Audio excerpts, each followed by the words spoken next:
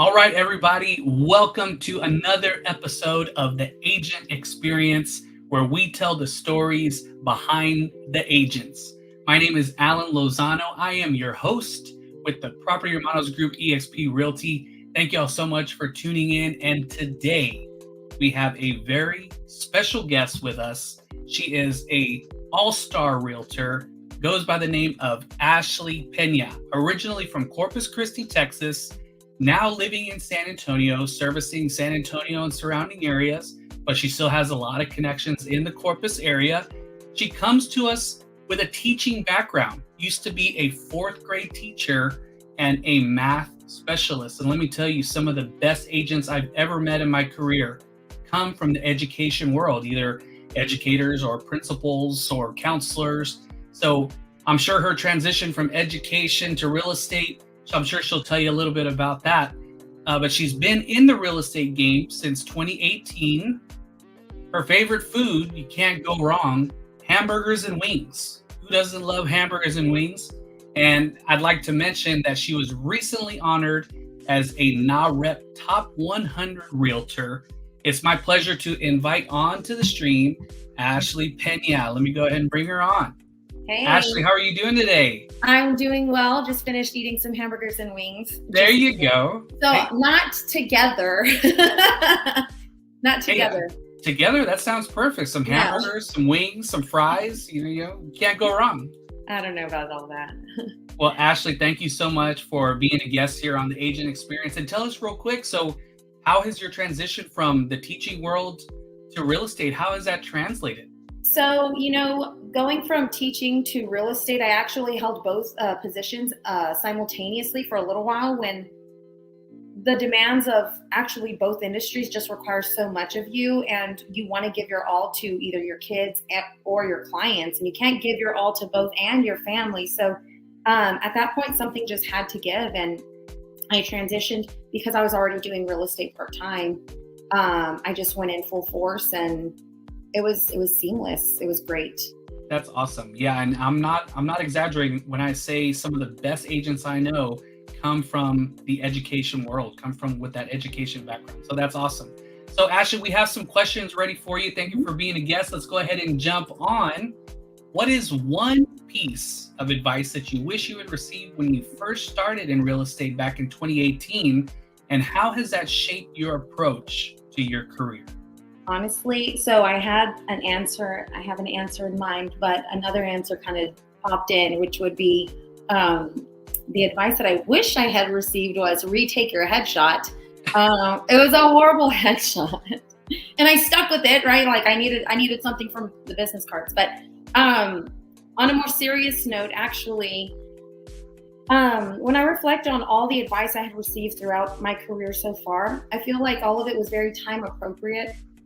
And I couldn't be too eager for advice at any given time. I think that I gradually grew, and every year has been, better and better every year because of the people that I continue to meet and the new advice that I continue to receive. But one piece of advice I received a couple of years ago from who's now a good friend of mine. He encouraged me to just continue to share good news and good things with people and encouragement. And I kind of felt like I was going to step on people's toes if I did that.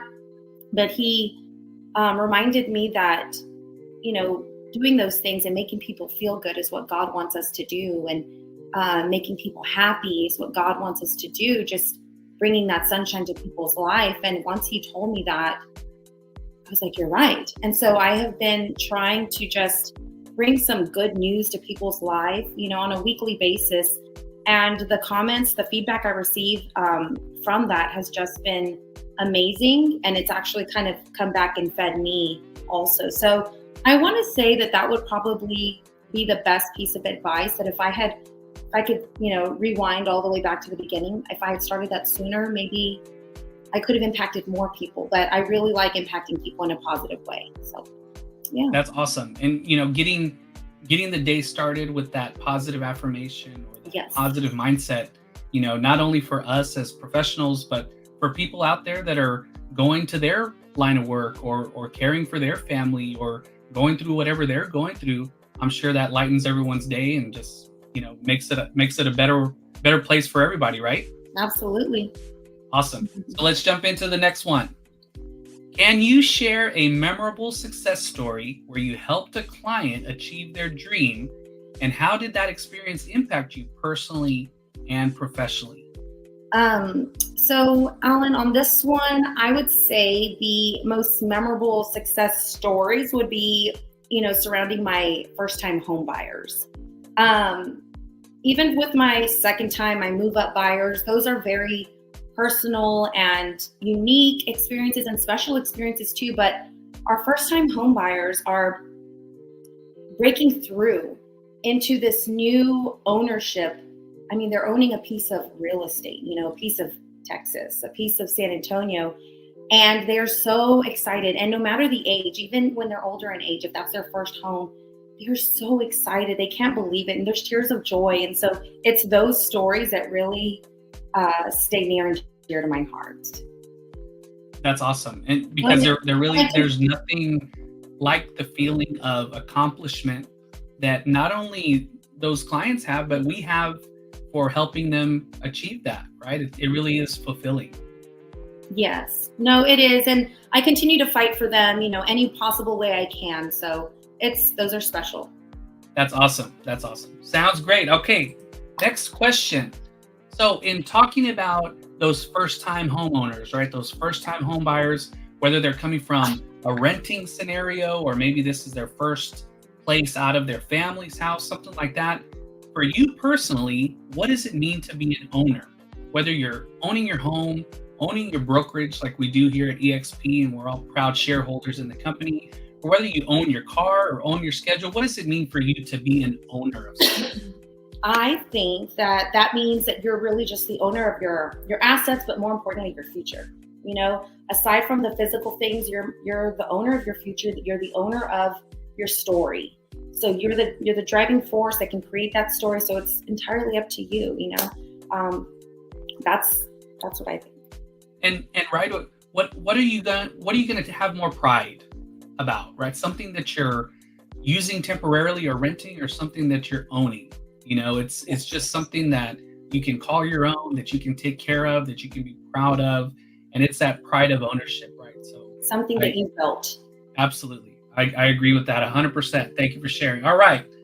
Now, going back to what you were talking about. Oh, no. Ashley's okay. She's just... little cough attack. That's okay. Real estate has just been so action-packed. She has to take a water break, take a breathing break over there. But while she's okay over there, I'm going to go ahead and read you the question. Yeah. All right. So what inspired you, coming from the teaching world, what inspired you to pursue a career in real estate? And what is the main reason you chose to partner with EXP in your career? So when I'm coming from education, I needed to find something that was just going to give me more, because at the end of the day, once I've given everything to my kids and to the staff, I came home to give my family what was left of me, and that's just not fair. I want to give my family everything, so I can't go and give the kids and the staff everything and then give nothing, have nothing. So I needed to find something that was going to allow me to use my work ethic, and where I would get paid based on my work ethic, because as teachers, we are workaholics, we are passionate workers, we're doers. Unfortunately, the scale does not vary with that work ethic. It doesn't coincide with it. So, and you're capped.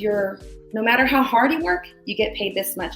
No matter how little you work, which isn't how I work, you still get paid this much, And I didn't find fairness in that. So real estate was something that was kind of new to me, but it was something that I wanted to give a shot. So I jumped in, and when I jumped in, I actually met somebody else that was going into real estate, and he was going into EXP.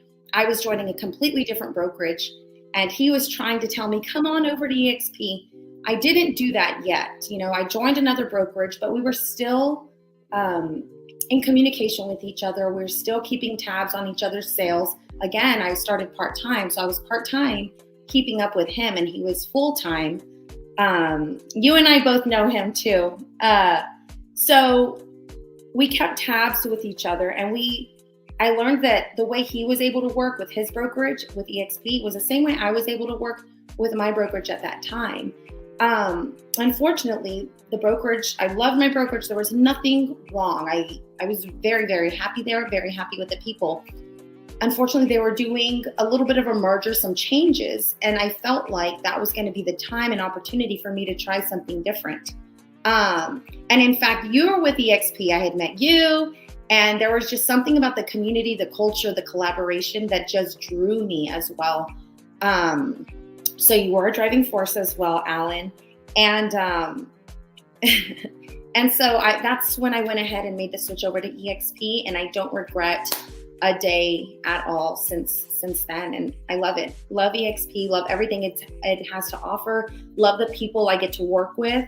And not just EXP, I get to work with people even across at other brokerages. Nobody in our brokerage is telling us you can only collab with this person. So I love it. We're the owners again of our own business. That's awesome. I love that. And, when Ashley, going back to when you and I first kind of crossed paths, I ran into Ashley. She was hosting an open house. Mm-hmm. She was with her last company. Mm-hmm. And you could just tell that, you had that aspiration, that you had the drive. And I remember telling you about EXP, and you said, well, it might not be the right time. And that's one of the things. It has to be the right time. Timing is everything in business, in purchasing a home, and everything for your family. Timing plays a huge piece. And I remember when I saw that you had finally joined, it was I was real happy about it, because you could tell that you had that passion for the business, right? So I'm glad you ended up joining, and I'm glad maybe I could play a little small role in you coming over. So awesome. Well, glad you ended up partnering with EXP, and glad we can continue to grow our businesses as owners in the company. So absolutely. So let's really dig deep and talk about, you had mentioned that you were looking for more for yourself and your family, but let's dig deep. How has real estate really changed the lives of you and your loved ones? So this one it does hit a little deeper. If I had stayed in education, Alan, we, as teachers, you only have so many days to miss. You have the summers, but I wouldn't be able to be there for my kids as I am now. I get to surprise them on their lunches. I get to be there for first day of school. I get to be there for meet the teacher. I get to be there for field day. I get to be there for Christmas parties. I get to be there for end of school, for anything and everything. And in fact, I get to be involved. I get to be part of the PTA. Whereas when you're a teacher, you don't necessarily want to be, part of the PTA. You're already there all day long, right? And so, and in fact, my boys think I work there still, but it's great because they have my presence there. They feel good about me being there. They look forward to me being there. They know me there. And there's no other way, I would have it.